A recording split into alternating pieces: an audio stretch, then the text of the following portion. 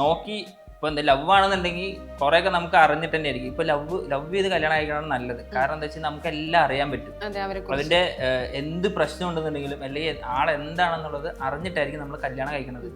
അല്ലാണ്ട് arranged marriage ആണെന്നുണ്ടെങ്കിൽ നമുക്കൊന്നും അറിയാൻ പറ്റില്ല. പെട്ടെന്ന് പോയി കല്യാണം കഴിച്ചു 10 ദിവസം കഴിയുമ്പോൾ ചെക്കന്റെ സ്വഭാവം പുറത്തു വരും. പിന്നെ പക്ഷെ ലവ് ചെയ്ത് കല്യാണം കഴിക്കണത് ആണുങ്ങൾക്ക് കുറച്ച് പ്രശ്നമുള്ള കാര്യമാണ്. കാരണം എന്താണെന്ന് വെച്ച് കഴിഞ്ഞാൽ ആദ്യം നമ്മൾ വിചാരിക്കും ഇവള് ഓക്കെ ആയിരിക്കും, നമ്മുടെ കൂടെ നിൽക്കും, പ്രശ്നങ്ങളൊന്നും ഉണ്ടാവില്ല എന്നൊക്കെ വിചാരിക്കും. പിന്നീട് ഈ ഫ്രണ്ട്സ് ഉണ്ടാവല്ലോ, ഫ്രണ്ട്സ് ആയിട്ട് അടി ഉണ്ടാക്കുമല്ലോ, ഇതേ ഒരു സിറ്റുവേഷൻ എന്ത് കാര്യം ഉണ്ടെങ്കിലും ഈക്വൽ ആയിരിക്കണം. നീ പാത്രം കഴുകില്ലേ, ഞാൻ ചോറ് വെക്കാം, ഈ ഒരു പ്രശ്നം എല്ലാവരും ഉണ്ടാവും. അതൊക്കെ നോക്കിയിട്ട് വേണം നിങ്ങൾ കല്യാണം കഴിക്കാൻ.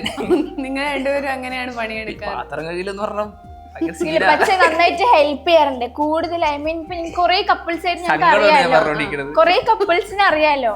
ഐ മീൻ ഞങ്ങൾക്ക് ഫ്രണ്ട്സ് ഉണ്ടല്ലോ, അപ്പൊ അവരുടെ എല്ലാവരെയും വെച്ച് നോക്കുമ്പോ പച്ചനെ ഒത്തിരി ഹെൽപ്പ് ചെയ്യാറുണ്ട്, എല്ലാത്തിനും ഹെൽപ്പ് ചെയ്യാറുണ്ട്. കാരണം